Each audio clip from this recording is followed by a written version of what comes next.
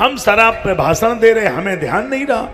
तो एक आदमी पीने वाला था, खड़ा हो गया, बोला आचार्य जी शराबियों की बुराई आप नहीं कर सकते।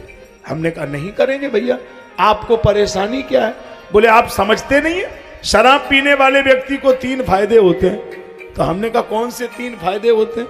बोले नंबर 1, शराबी व्यक्ति को जिंदगी में कभी कुत्ता नहीं काट सकता। नंबर 2, शराबी के घर में चोरी नहीं होगी। नंबर 3, शराबी को बुढ़ापा नहीं आएगा। तो हमने कहा कैसे मान लें? बोले शराबी को जिंदगी में कभी कुत्ता नहीं काट सकता। शराबी को कुत्ता चाट सकता है, चाटने के बाद कुत्ता समझ जाएगा कि ये हमसे भी बड़ा है, इसीलिए नाली में पड़ा है। तो अपने मतलब परिवार का समझ के छोड़ देगा कि भाई साहब आप तो हमारे ही खानदान के आदमी हैं, हम भी कभी नाली में पड़े थे, कभी आप पड़े हैं। तो शराबी को कुत्ता चाटेगा, काटेगा नहीं। नंबर 2, शराबी के घर में चोरी नहीं होगी। क्यों? बोले वो चोरी के लिए घरे को छोड़ेगा ही नहीं। वो तो कहो सब मोबाइल ही बेच आवे, कहो आटा बेच दे, कहो साइकिल ही बेच आवे, उसकी तो लीला अपरंपार है, क्या करे। नंबर 3, शराबी को बुढ़ापा नहीं आता।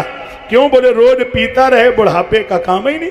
वो तो 40-45 में सीताराम, वो तो जहर है ना, वो तो बुढ़ापे का काम ही कहा, वो तो सब खत्म।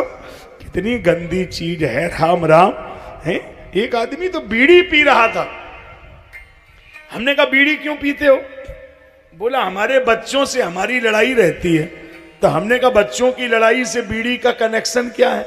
बोले जैसे हम मरेंगे तो मान लो कम से कम 10-12 कुंटल लकड़ी चाहिए, अब बच्चों से बोलचाल है नहीं, अब बच्चे पता नहीं लकड़ी खरीदें ना खरीदें, तो हम बीड़ी पिएंगे तो भीतर भीतर का हम फूंक दिए, ऊपर को लड़का फूंक दिए। ये बेचारे खुद ही फूके जाए रहे, जिन्हें लड़कन पे भरोसा ही ना है, ये भीतर का सब खत्म करे दे रहे। राम राम राम, कितनी गंदी चीज है बीड़ी पीना। आज ही फेंक ही देना बिल्कुल तभी छे। कितनी गलत बात। राम राम, ऐसा जीवन नरक में ले जा रहे हो।